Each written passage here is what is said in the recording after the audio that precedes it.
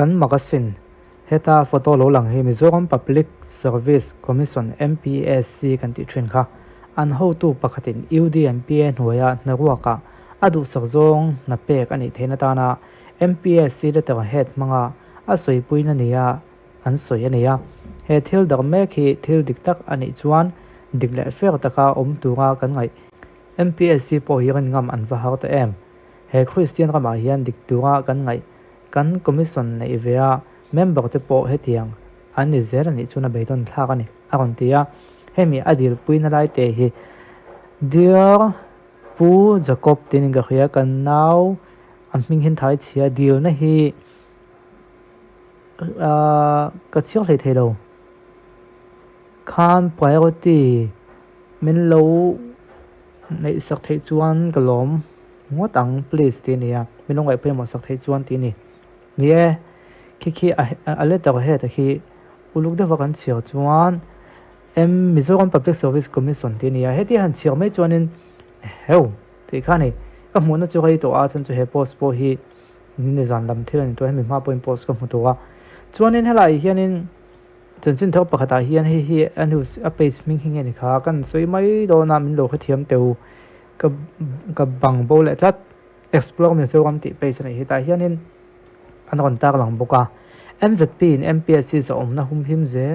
zel an du MPSC se wa toile to het manga sei puina le kha da poiti tinia MZP general headquarters chu Mizoram chunga te to kan spelling mistake amaniang nalak le na tho tu am khang khangai du sakna theni poi atia tiang thil hi thleng non to lo MZP chuna du ne ron tiani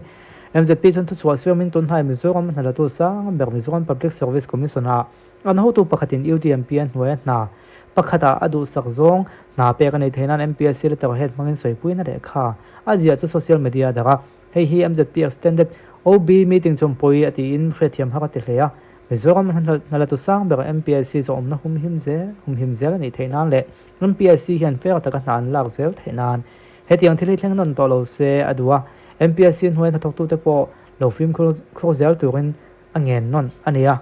atiani antini hele kha daga hian MPSC se ko toile to hen munia MZP chuan thu chua siam in MPSC thok tu te chu diklai fer ta ka tu le ponlam thila point nam thailo tu ngai le be se nia ampisa po mi mal thila in leng nei lo tu ga hiala angai an nia hetiang thil thlenga wang hian nung thak in hia ton na thil po thei ni wang in MZP chuan MPSC thok tu te jong te film ko zel tu kan ngen tak meu ni ti in hemi an soi puina te hi a on da ta chiang view maya ti chuanin comment lama hian amai ro chu kan tlati fo wange comment lama hianin kan han chira mi pakhathian comment aron nei ta nei ka tran chuang lo ma se information hi bias thei deuh ni in alang na ti hian so ka kan han revin contract lam na tui kho siam na ni mel zo ka kon ti lekha in zia kang hian mi tam zo chung kan comment atang hian so ka na wak lam ni ya kan ngai deuh hlom awa ka ngai deuh hlom awangin kan thil mui kan kon vom kai ve mai he pe sa hian fu la da ni ya kon ti ya chumi pe chon ti chu hemi aizol city ti hina fulin an ronda angle khole reply nei kan han chia phota achan chu reply ka chia hianin so ka na wa ka mo lo ti man lo ma le lo soi fia thla mai ti te gameplay wa mo ve khop zeu ani mo ti te he zo khiam po si overlap sangai ni hi mo le lo khoi koi the tat thilo mang lo le fer lo view po ani lo hi a an ron ti ta ni he hian ka mi da la ta ka wanga ton tu ma po video kan siam ka ni ya dik lo hle me hi chuan soi fian kan ngai chang phut tiang ka ti an kan lai ne ka save that lapa ma se lai hian thil omang lo le fer lo lutuk po ani lem lo hi ati ngai dana lo pian ta ka chuan tun tu ma hian rang takin ka kon oi ka ang wange nei ti ka kan khachiang tu ta nei chu nei chia thu dik lo thu dik lo wa mi khoi pen tum hi ram lu zia to lutuk so ka na dil na lam ani lo na sa ni o bung bu na ve ho ti om tok ver ani an kon ti ani hetia chiang de lo lu ti hi thokop mai lekha po hi khangin chiang le zol ni thei phe chran na va thon em chu ti ro chu khlo khoi koi thei tlat mai ti te ava ho tham le he comment a hian a defense e nganiang a chan na comment khatam tat mai ni negative comment hi om mang lo reply na hin ka ti na ava ho tham le si ve khi tui khu am pi de pu te tonga lo en kol to siam that chung chang ani dai nei khi mo le a siam luk thei tu ba po ani me le ron tia ten hala hian comment sei tak mai pakhat a om boka kan sial zo lo lo nge he zo khi post tu ani ya thina mi mana han khia chen chon thudik chan ve manga mi pui lo fuai koi tum tu ten om sia alanga ba ti thile mal thil po nei se hetiang thila chun mani pa ti mi chung ko thian tha thei tu po anin du sak vek ang in thik chi pon ni lo se kan toy din huna ding hit ni se tuna pong po soi sel veng tu te zinga ki ai na sa chu tiang kha tiang ti vel kha a kon soi ni ka chiao zo lo meng a post to chu bias om ram hle mai ti vel te ni ya tin mnf ho ati a ho ko pa ti mi malin be ne chu kan ti lo nga a post tu hian a bias nam pang ai mai na information hu ya bias ti kha thlen khatina an comment ani ya chu information an hu chu kan va en don ani helai hian chiang zo kin a kon om ta ni o ai zo se ti ti hian chiang zo kin a kon oma akim lo lo ka kon post nge chu tiang kha tiang ti nia akim lo lo po hi hemi hian a hlia tlat maya hemi engeng a soi pui na hian ama ko chu tlem zong chu kan chiao theya dil na hi chu kan han chianga thei chin chen hi chu UDMPN hoya ai zola a hlia che ta ni tur kal pui mek ni in kan a hlia le ta khan zo nom veng ai non ro ta hang zo ti tu ni tu ka ngai tu kho hi siam that tu ga endik ania he tu kho hi kan pi de pu te tonga thei to pakan lo en kol thin a ming po kan nam hang zo ming choi sak ania veng chung tan a ro tling tu ra uluk taka siam ni se kan du wangin he na hi min tho tir turin kan nge na che honorable minister UDMP ti nia chonpi ven hi a hi a ta apoi lo tu ka ngai khong na dil tu khi ming te in langa a poi ro chon kan siam thale theina thadakin kan in khula tu ngai la chu ta chuanin hei dia pu jakop kan nau pi vanal veni hang zo ti hi nam hning ka khaya dil na hi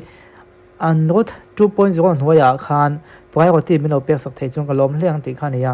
helaya a kon dam saka kha chun so ka na in dil pui na ang khanin kan lo kheveka ama ko chu helai hian an veng tui khu kha asiam tu UDMPN hnuai ni wangin asiam tu kha an veng mi le sa te ngei mai khan a lo siam sela ti kha dil pui ni na ranga engle khole tianga in dil pui khum phai mai hi chu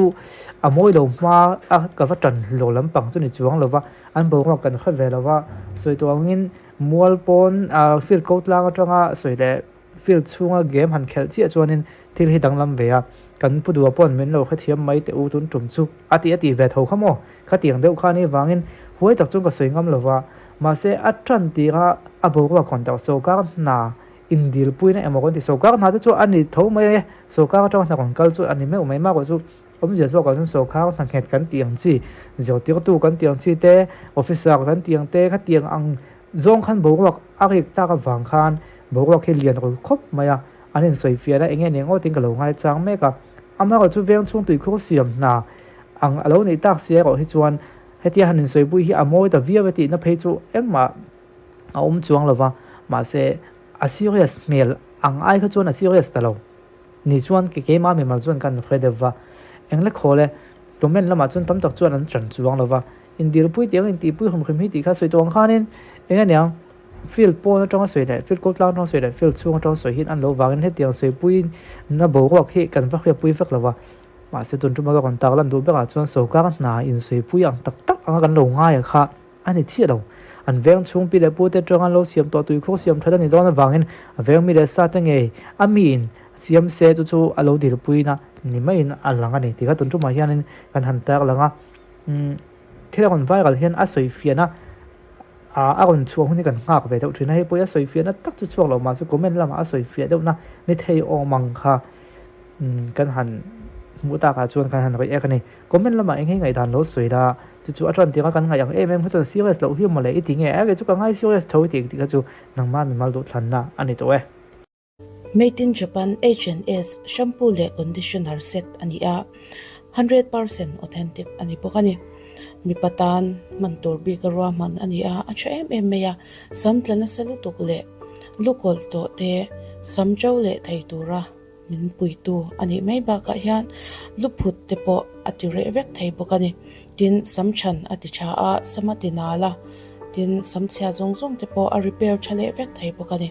mi patan chuan man nge tura du chu samani a arim tu em mai pokani tin mi pa samchadu mi tele samchang chadu mi kan ni ani chuan he shampoo le conditioner set nge hi kan mangve cheu don ya